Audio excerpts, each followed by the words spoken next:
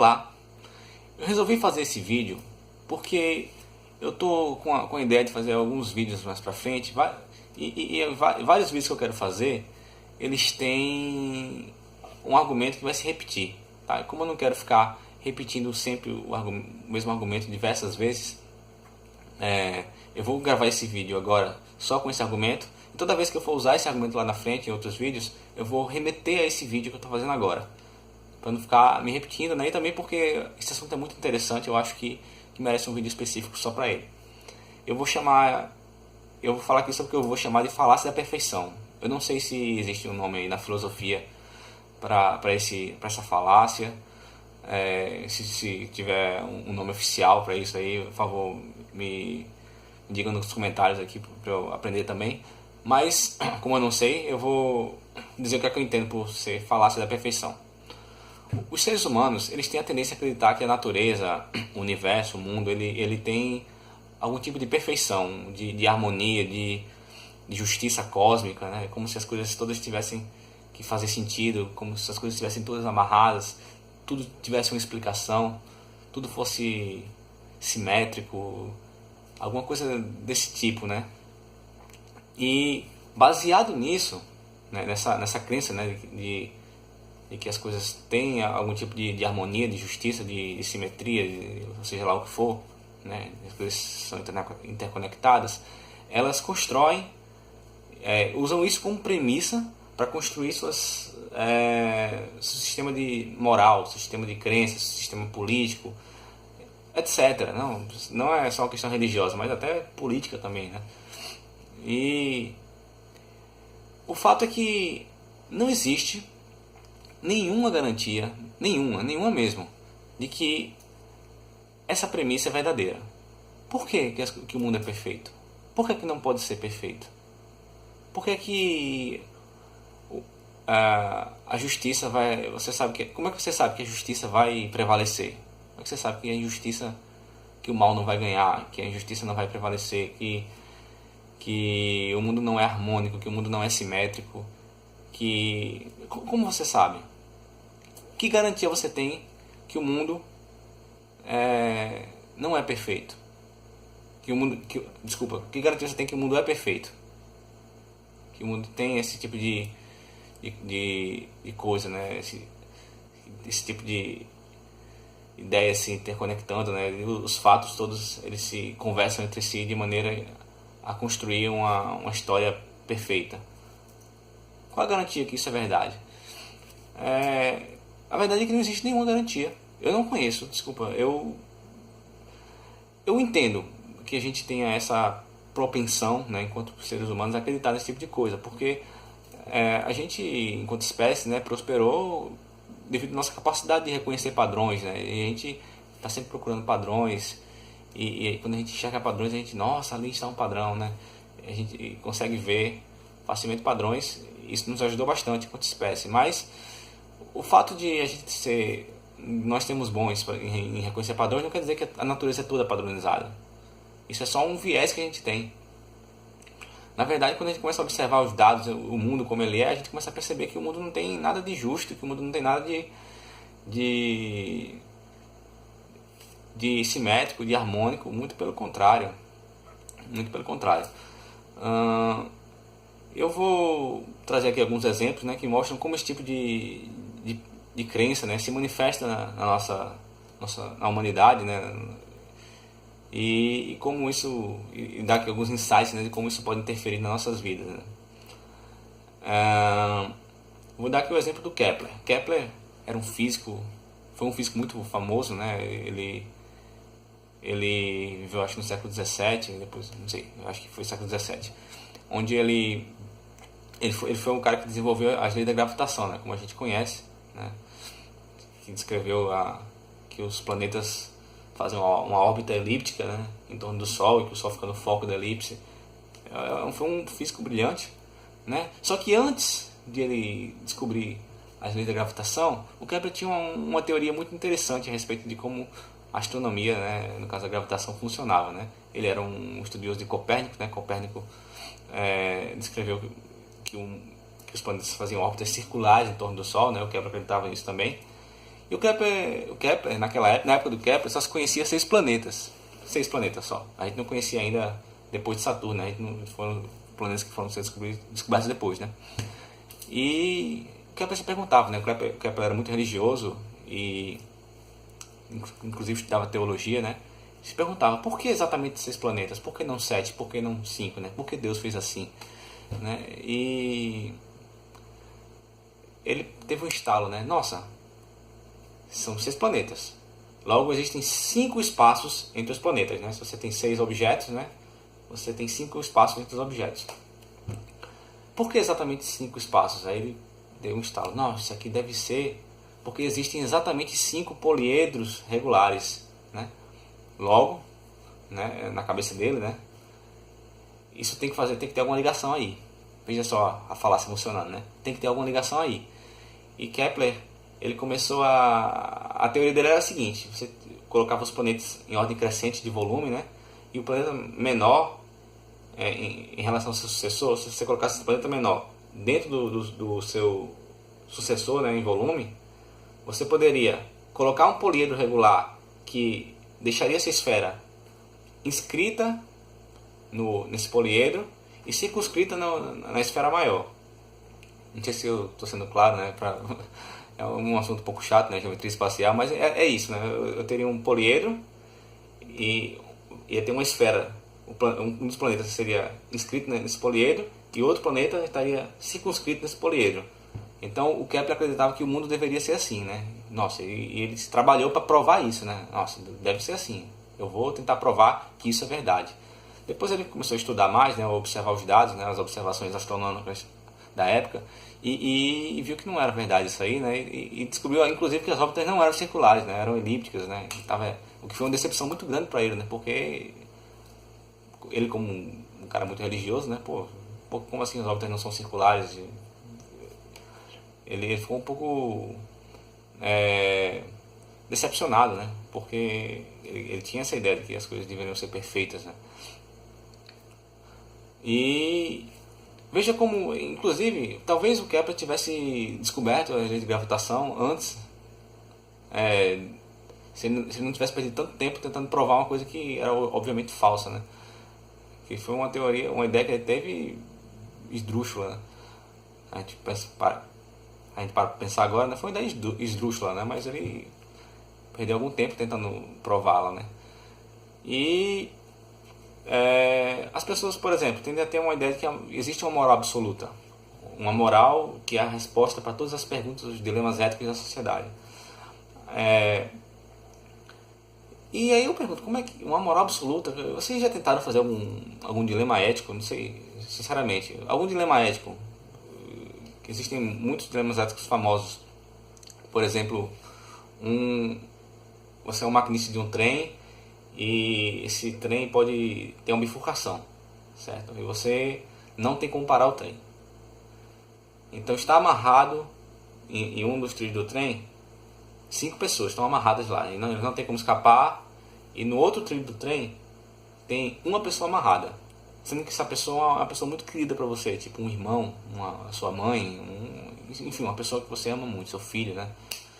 E aí, qual é a coisa certa a se fazer? Você deveria desviar o trem e atropelar lá 5 pessoas, ou você deveria manter o curso do trem e atropelar lá sua mãe? Aí a pergunta que eu faço assim: existe uma resposta certa para essa pergunta? Porque se existe uma moral absoluta, uma moral perfeita, uma moral, então essa pergunta tem que ter uma resposta certa. Não pode ter uma resposta errada. Não pode ter uma resposta tipo, pode ser essa como pode ser aquela. Não, tem que ter uma resposta certa. Se existe uma moral absoluta, não pode haver dilemas éticos sem resposta. Então, esse é só um exemplo. Existem milhões de dilemas éticos que a gente pode construir aqui, que não tem nenhuma garantia de que existe uma resposta certa para essas perguntas. Abortar é certo, mas em alguns casos sim, em outros casos não, mas a gente pode pensar, né? Matar é sempre errado, mas se for legítima defesa, mas aí já pode matar. Mas e se for uma vingança, um cara que de repente, sei lá, matou, estuprou alguém muito querido seu, tipo sua mãe, sua filha, ainda assim essa vingança seria algo errado. Quer dizer, eu não estou dizendo que é certo ou não, estou só colocando como se não existem respostas certas para essas perguntas. Quando você pressupõe que existe uma moral absoluta, por exemplo, né, uma moral perfeita, você pressupõe que essas perguntas têm que ter respostas certas. E a verdade é que não tem. Elas não têm resposta certa. Isso não é um gabarito, não é uma prova de matemática que você pode responder 2 mais 2 igual a 4. Isso aqui não é uma ciência exata.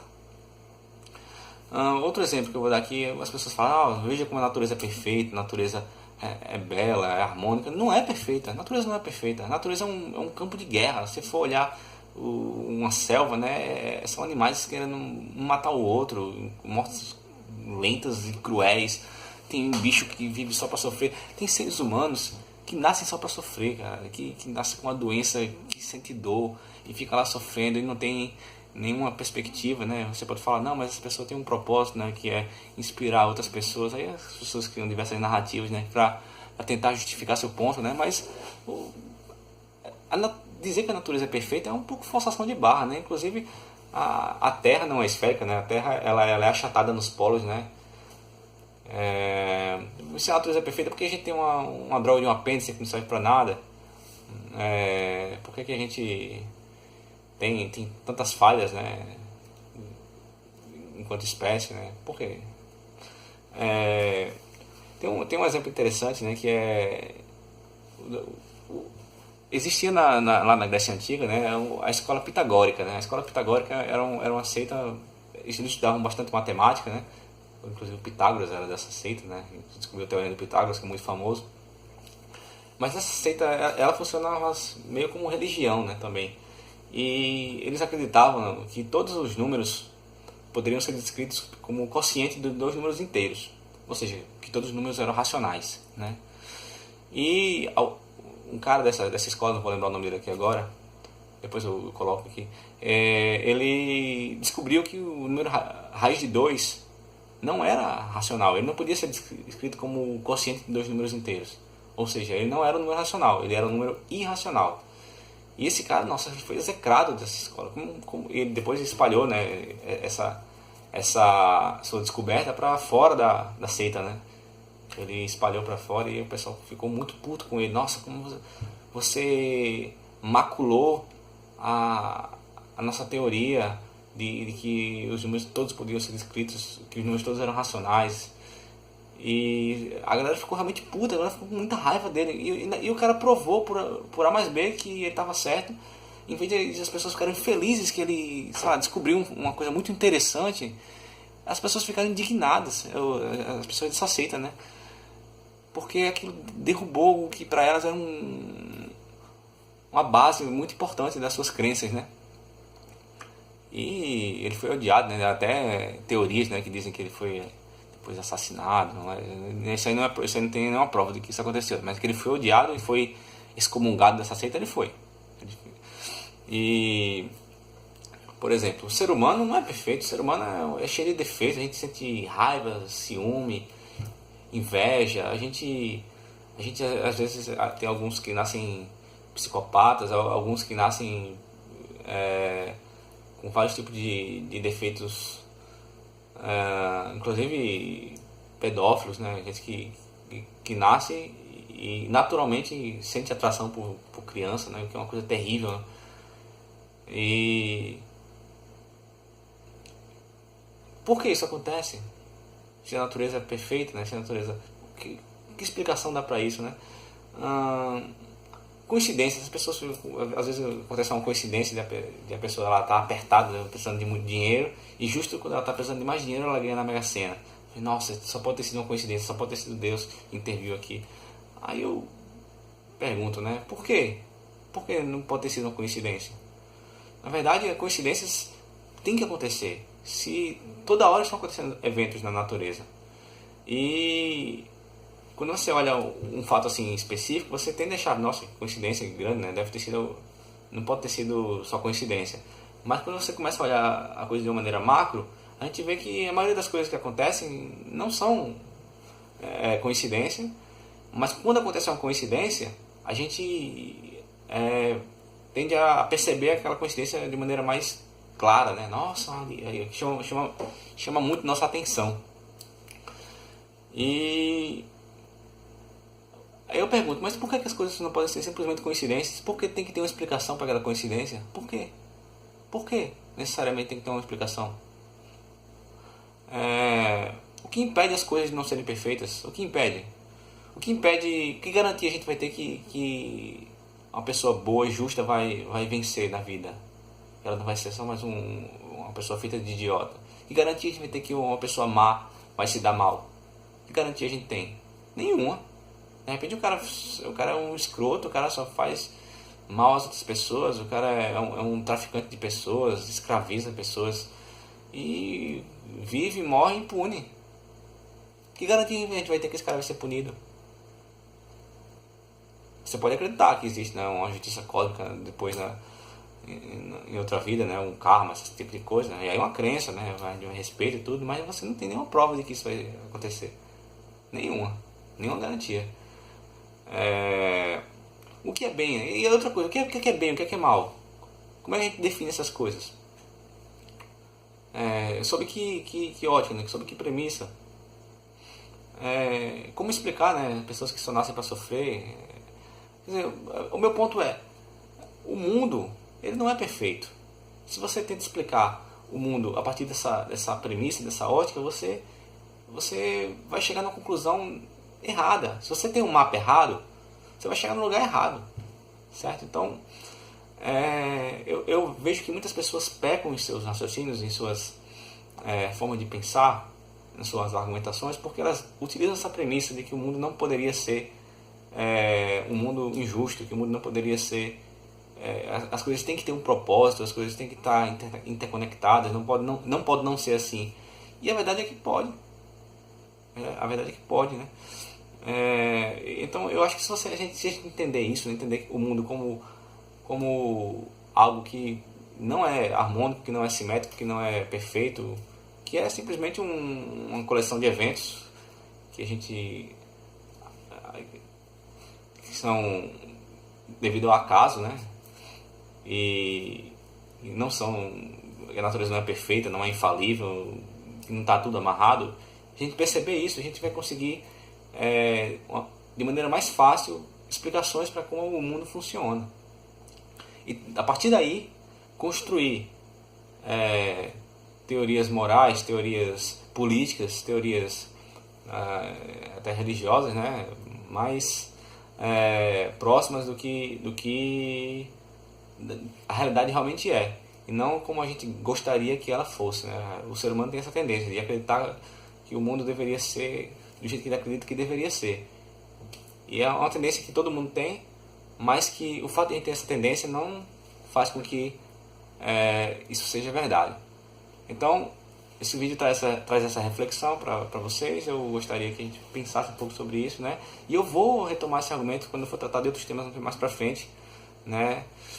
E que muitas pessoas usam esse tipo de argumento, e eu vou, para defender outras coisas, e eu vou mais para frente trazer esse tema de novo. Então, um abraço para vocês, até mais, curtam o canal e se inscrevam se vocês curtem as reflexões que eu faço aqui. Um abraço, tchau, tchau.